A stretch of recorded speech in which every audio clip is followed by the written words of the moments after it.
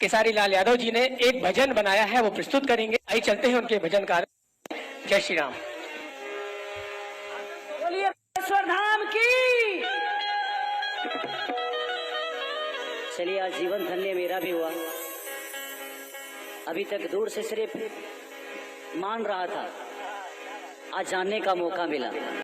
नमस्कार दोस्तों, स्वागत है आपका मेरे चैनल पर। जी हाँ दोस्तों, आपको बता दूं कि खेसारी लाल यादव बागेश्वर धाम सरकार पहुंचे। जी हाँ दोस्तों, आपको ये बता दूं कि खेसारी लाल यादव जी हैं जो अपने गाने के प्रमोशन के लिए बाबा के दरबार में पहुंचे थे। लेकिन दोस्तों, आपको ये भी बता देना चाहता हूं कि खेसारी लाल यादव ने वहां पर एक भजन ऐसा गाया जिसे सुनकर सारे बागेश्वर धाम के श्रद्धालु हैं जो झूमने लगे। जी हाँ दोस्तों, अगर आपने ये भजन नहीं सुना तो जा करके जरूर सुने।